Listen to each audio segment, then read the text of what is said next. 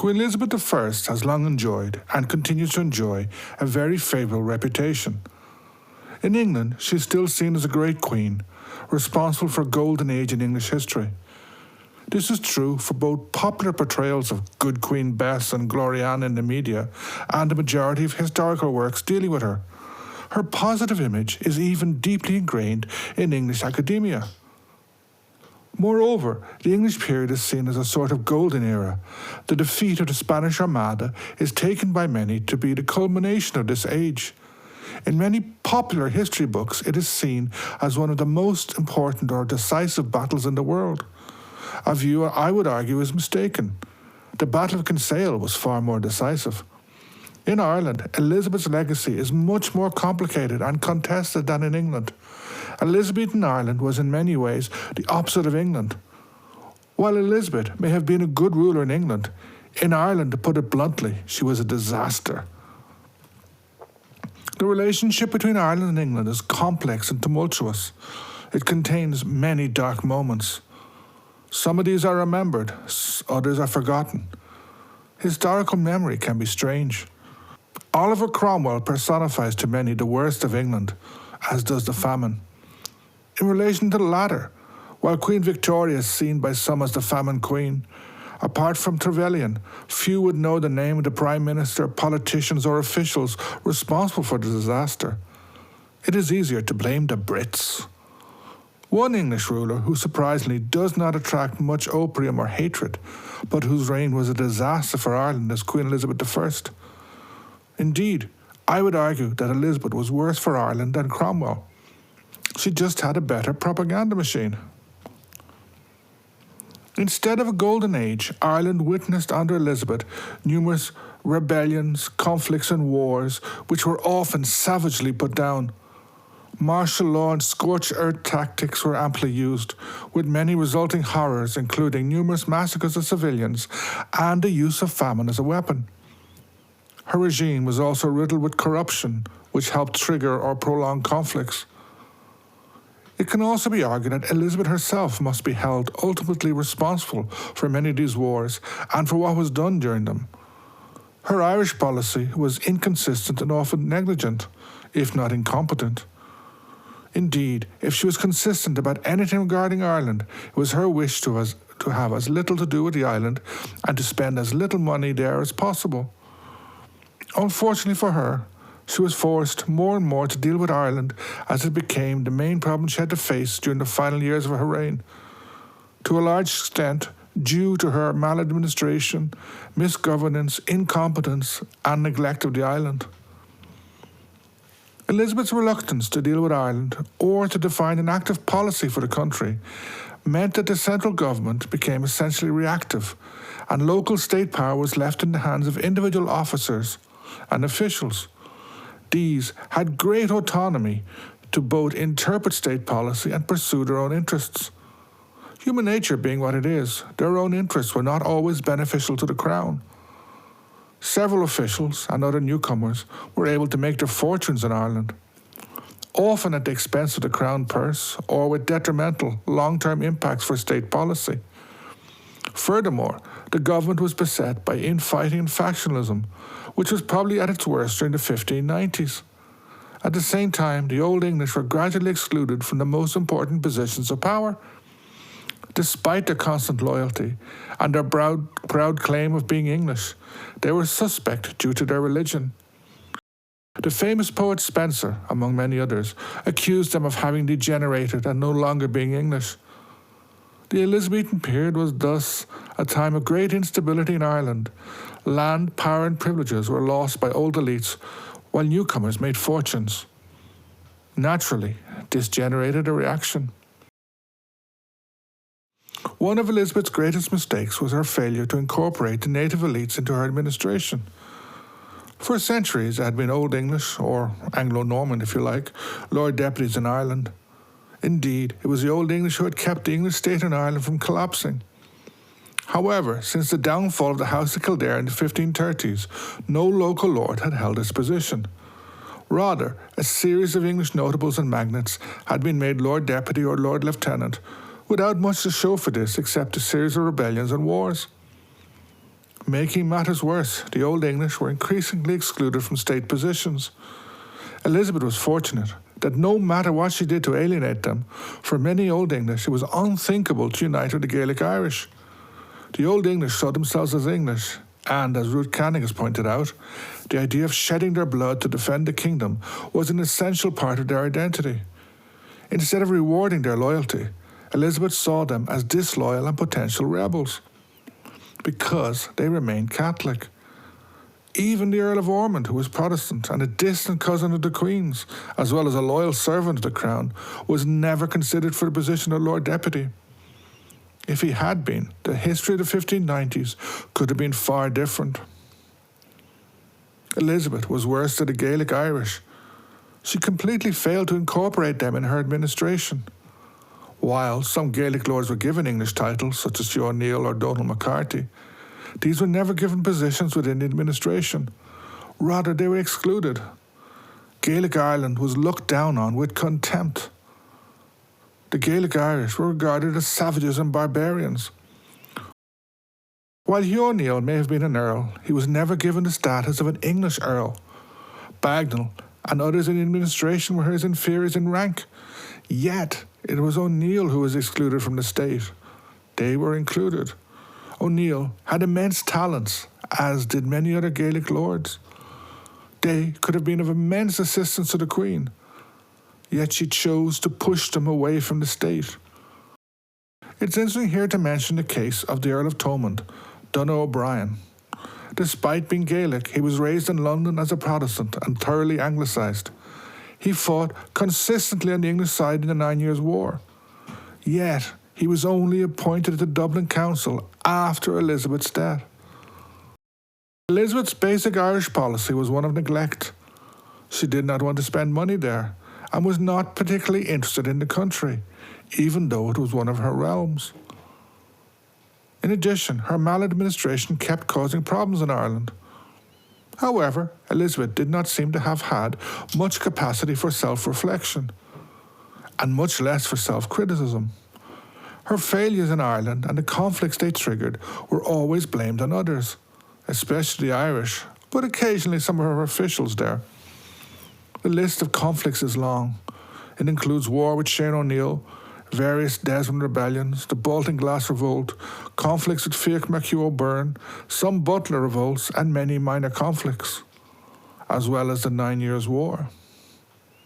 Although she, or more accurately her officials, tried various different policies in Ireland, none was pursued consistently.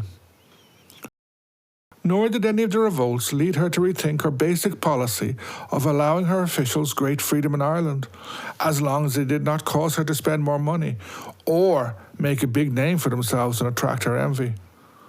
This meant that many officials were able to build quasi-lordships for themselves, with Bingham and Bagnall being the most noticeable. Her outsourcing of power to these officials left much of the country in the power of corrupt officials, from the Lord Deputy down to army captains. Hardly a great advertisement for English civilisation, and one that created great unease. Elizabeth's misgovernance created reactions. Moreover, this reaction to what was a corrupt regime that pushed aside so many local elites increased throughout her reign. It would culminate in the 9 Years' War. Central to this was Hugh O'Neill, the most powerful and skilled Gaelic lord in Ireland. He created a confederacy of Gaelic lords, even uniting the O'Neills and O'Donnells.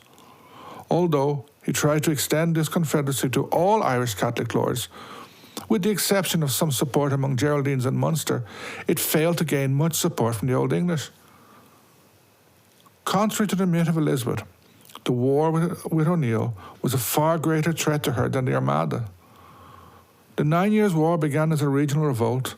Then O'Neill's success transformed it into an island-wide war, and then made it part of the worldwide struggle between Spain and the Dutch, supported by England.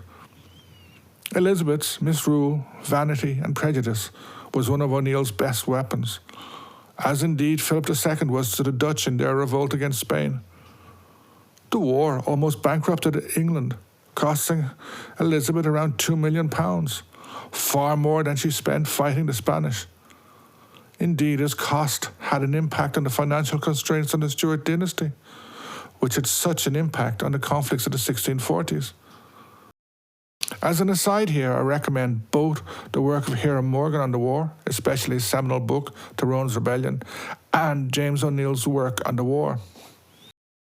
In addition to his military victories, O'Neill further terrified Elizabethan officials by making religion central to his demands. However, to the contrary of what the latter expected, the majority of the Old English rejected O'Neill, refusing to join him in a war against the Queen. Nonetheless, Elizabeth and her government fumbled this, seeing all Catholics as disloyal and potential conspirators. Worse, Elizabeth tolerated the empire building of Bingham, the Bagnalls, Captain Willis and others, while being hostile to the actions of Gaelic lords. Her Lord Deputies, her representatives in Ireland, made the situation worse. In the early 1590s, Fitzwilliam's actions stirred up intense anger in the Gaelic world. The arrest and execution of MacMahon, despite Fitzwilliam's acceptance of bribes for his release, is just the most noticeable example of the Lord Deputy's outrages. Elizabeth stumbled into the 9 Years' War, outmanoeuvred by O'Neill. At the same time, it was her own policies and her autocracy that pushed him along this path, and which created the conditions for O'Neill and his confederacy to take root. While O'Neill may have deliberately sought conflict, Elizabeth failed to reform her Irish government or restrain her officials. Despite many warnings about their impact, she continued with her previously disastrous policies, allowing O'Neill and his confederacy gain space. Elizabeth definitely bears responsibility for the 9 Years' War. She may have stumbled into it, but it was her policies that created the conditions for the war. She was queen for decades, presiding over an inconstant Irish policy, marked by discrimination against the Gaelic Irish and other Catholics, and a consistent failure in her governance of the country. Elizabeth won the war more by luck than anything else. Her army was caught between the Gaelic Irish and the Spaniards in Kinsale. Her forces should have been beaten. Only the idiocy of the Spanish commander Don Juan de la Quilla saved her from defeat by forcing O'Neill to take offensive action when doing nothing would probably have won the war. Although Hugh O'Neill pushed Elizabeth into a war in Ireland that she did not want, the Queen is clearly not exempt from guilt. She could have avoided this war on many occasions, but failed to do so consistently. Elizabeth must be held ultimately responsible for her Irish wars. Her Irish policy was inconsistent and far too often negligent. If she was consistent about anything regarding Ireland, it was her wish to have little to do with the island and to spend as little money as possible there. Unfortunately for her, she was increasingly forced to deal with Ireland as it became the main problem she had to face during the final years of her reign, to a great extent because of her previous neglect of the country. By ignoring Ireland and the abuses of her officials there, as well as allowing the undermining of the Old English and Gaelic elites, instead of trying to develop ways to strengthen their ties with the state, Elizabeth contributed to the maelstrom that was to come, both in the 1590s and during the 17th century. Indeed, if Elizabeth had made a conscious effort to incorporate Gaelic lords, then the history of her reign could have been very different. A little imagination on Elizabeth's part could probably very easily have prevented the 9 Years' War, or else kept it as another local rebellion, as opposed to the threat to the regime itself that it would become by becoming part of the war between England and Spain. Elizabeth's reluctance to deal with Ireland or to define or follow a consistent policy for the country meant that her government tended to become essentially reactive, leaving local state power in the hands of individual officers and soldiers who had great autonomy to both interpret state policy and pursue their own interests. Human nature being what it was, their interests were not always beneficial to the Crown. Some were able to make fortunes in Ireland, often at the expense of the Crown purse or with detrimental long-term impacts for state policy. Several of them, such as the Bagnalls and Bingham, even built up their own quasi-lordships in Ireland. Furthermore, the government was beset by infighting factionalism, which was probably at its worst during the 1590s. At the same time, the Old English were gradually excluded from the most important positions of power. Despite their constant loyalty and their proud claim of Englishness, they were suspect due to their religion. Spencer, among many others, accused them of having degenerated and no longer being English. The Elizabethan period was a time of great instability in Ireland. Land, power and privileges were lost by the old elites while new arrivals made fortunes. These old elites did not react passively. Rather, they used the means available to them, notably the law and direct appeals to the court in England. Some resorted to violence and rebellion, not always directly against the Queen, but rather against her evil counsellors. This was the pattern followed by the 9 Years' War at first, though it became something greater, something new, to a great extent due to the Queen's neglect and mistakes. There was nothing inevitable about the war or the way it unfolded. Indeed, had Elizabeth been more active and flexible, she could have prevented it, or at least not have let it become a maelstrom that shook all of Ireland. As their name suggests, the Old English, or as they were sometimes called in this period, the English Irish, saw themselves as English as those born in England. Their loyalty was to the Crown of England. But because they remained largely Catholic, this loyalty would be severely tested, both during the 9 Years' War and afterwards. Their Catholicism and their closest to and interaction with the so-called corrupting other of Gaelic Ireland would lead, despite the evidence of their loyalty, to their very Englishness being questioned and then denied. Although they were excluded from privileged positions in government, the Catholic Old English were otherwise left relatively free from religious persecution during the 9 Years' War. The government was terrified of a religious war, especially as counter-Reformation activity increased in the country. Notably, the late 16th century Irish mission by the Elizabethan boogeymen, the Jesuits. Notwithstanding the willingness of Old English merchants to make money from the Confederates and the Gaelic Irish, the majority of the Old English remained loyal. Elizabethan officials and settlers in Ireland feared that all Irish Catholics would rebel. Indeed, they believed this would happen, irrespective of all evidence to the contrary.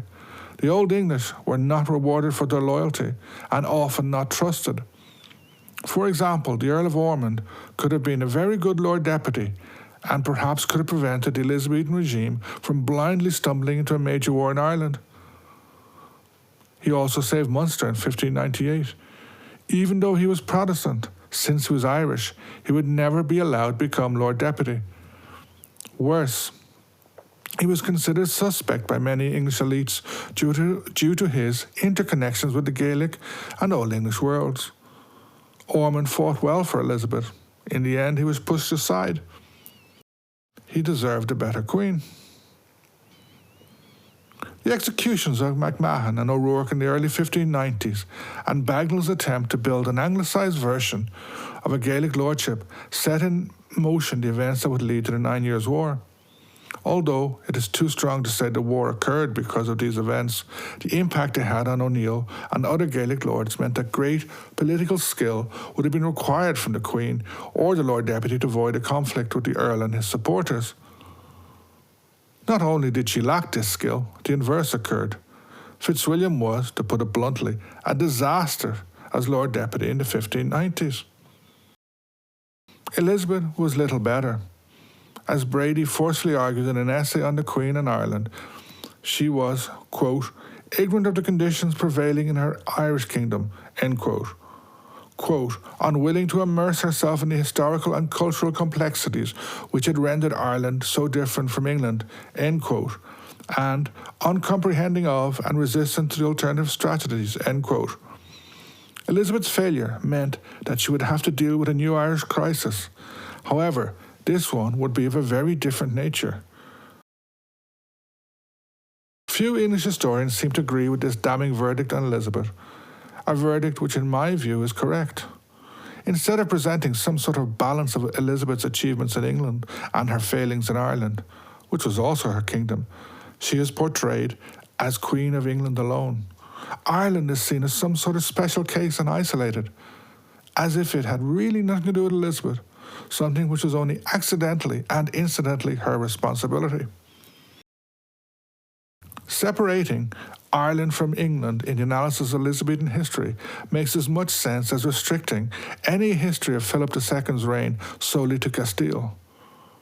No historian wishing to write a history of the latter's reign would separate Portugal, the Netherlands, Galicia, Aragon, Navarre, Catalonia, or Asturias, and write simply about Philip and Castile.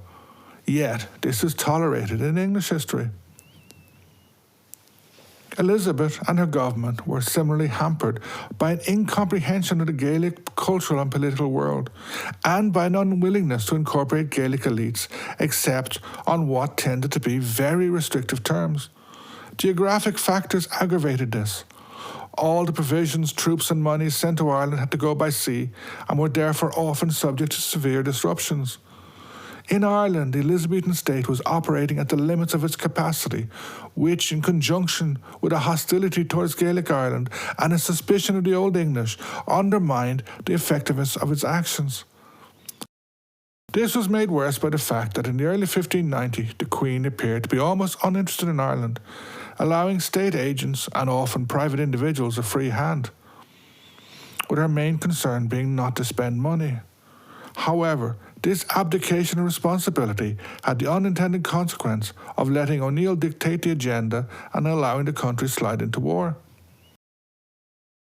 O'Neill was able to take advantage of this factional disorder, exploiting rifts between officials in Ireland and using factional and patronage networks in Ireland and England to further his cause. Here he was aided by Elizabeth's indifference towards the details of the rule and administration of Ireland, and her abandonment of patronage in her Irish kingdom to the various competing factions and interests. One of the defining characteristics of the Elizabethan state, particularly in Ireland, was the constant lack of money. Elizabeth was always reluctant to open her purse, especially during the 1590s when the cost of waging war on several fronts was proving to be extremely high. Yet, she was forced to spend more and more in Ireland, often without seeing any results, or even knowing where the money she had spent had gone. Money, or treasure as it was called, was sent to Ireland by private contractors and was frequently spent as soon as it arrived, as Irish authorities had to pay off loans, purchase provisions, and pay soldiers overdue wages. To the Queen's further annoyance, it was very common, as soon as one shipment of treasure had arrived, for the Lord Deputy or other official to request more. Numerous attempts were made throughout the war to reduce spending, reform the army and government institutions, and end the abuses that were endemic in the state administration. Almost always, these ended in failure. As mentioned above, the Elizabethan state was stretched to its utmost in Ireland. For most of the war, its rudimentary agencies were inadequate for what was required of them, though they had improved considerably at the end of the war, as shown in the Kinsale campaign. In addition, they were often beyond the direct control of London or Dublin. Many state officials possessed great autonomy. This had an unsettling impact on the country, as the actions of these officials often alienated local elites, aggravating the latter's suspicions of the state, and at times engendering hostility to it. Indeed, the actions of individual state agents, aimed more at their own self-enrichment than the benefit of the Queen, provided much of the impetus for government action and helped push the country towards war in the early 1590s. Once again, the Queen can be found at fault here, partly for reasons mentioned previously, ignoring her second kingdom and leaving her officials free to cause havoc in Ireland, even to attempt to build up what were in effect her own lordships, but also for the generalised lack of competence with which she governed Ireland, letting the country stumble from one crisis to another, forever blaming rebels or her own officials when her own actions, decisions and behaviour are often more to blame. Indeed, as Brendan Kane has shown, this description can also be applied to Elizabethan England where, to the contrary of popular history, there was much resistance to Elizabeth and numerous rebellions, many of which were savagely put down. What Ireland in the 1590s really needed was a monarch with imagination, someone who could have found some way of using Hugh O'Neill's ambitions and putting his fears at ease, or who could have made a place in state institutions for the Gaelic elites. This did not happen. Instead, Obsessed with her honour, but not wanting to spend any money in Ireland, nor willing to deal with the issues that were causing discontent, Elizabeth allowed O'Neill to build up his strength and create a confederacy among the Gaelic lords of Ulster, and let first Ulster and then the entire kingdom drift into a war that could have been avoided. Finally, she found herself facing a Spanish invasion. Elizabeth had gambled badly, but luck was on her side and she survived. The people of Ireland, and indeed the people of Britain in the 17th century, paid the price. Elizabeth's reign was a brutal one. In England, large numbers were executed, often gruesomely, while torture was used with some frequency. So much for the merry old England that people still believe in. In Ireland, things were much worse. I have already mentioned the prejudice against the Gaelic Irish. It was believed that these had to be civilised. As Brendan Bradshaw pointed out, initially this was to be done by the book, but by the 1580s it was to be done by the sword. This can be seen in the use of famine as a weapon in the Second Desmond Rebellion, resulting in scenes that even Spencer, a war hawk, found hard. Alongside this was the use of martial law. Large numbers of civilians in the Desmond Rebellion and the 9 Years' War were slaughtered. Chichester, future Lord Deputy of Ireland, gloated about this, as did other officials.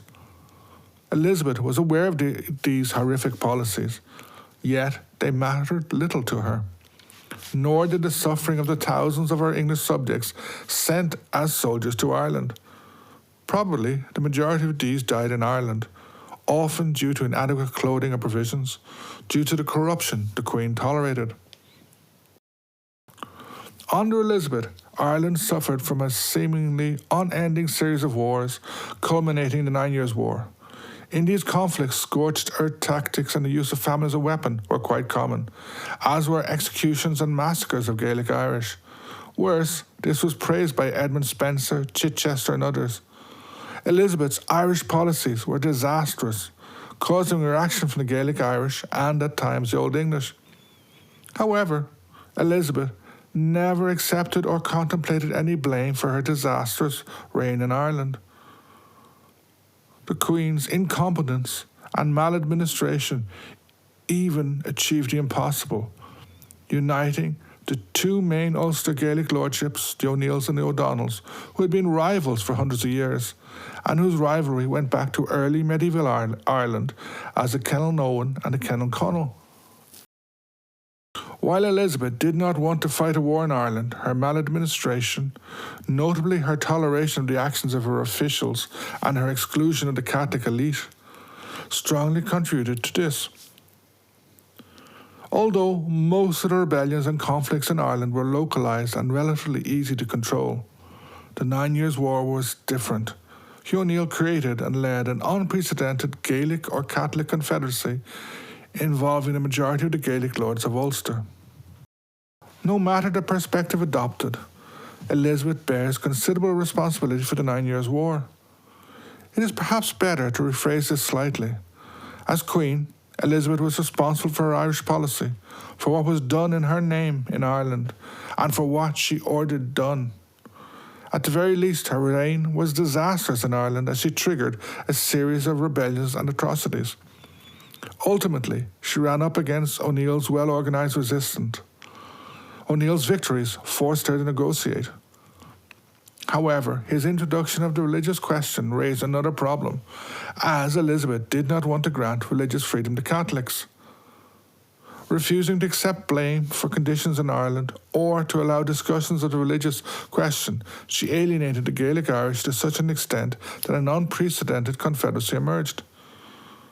Outmaneuvered by O'Neill, she was dragged into a war that her decisions made worse. This war would dominate her final decade in power, costing her government enormous sums. This could have been avoided and indeed ended earlier, but Elizabeth's incompetence and intransigence ensured this did not happen. Moreover, throughout this war, the Irish, especially the Gaelic Irish, were treated appallingly. Large numbers of civilians were slaughtered, including women and children. Famine was used as a weapon with horrific results, especially in Munster in the early 1580s and Ulster from 1601 to 3. Martial law was used to execute many. Her regime was also riddled by corruption. She was a horrific queen for Ireland. She won the war by luck and has been treated very well in the historiography and in English popular history. Gurav Mahagurav, thanks for watching. I hope you liked the video. If you want to find out more about the 9 Years' Wars, I have plenty of other videos. Have a look at this playlist and there'll be more coming soon. Please click like, leave a comment, subscribe. It really helps. And if you can help more, my Buy Me a Coffee account is in the notes. I hope you enjoyed the video. Slán.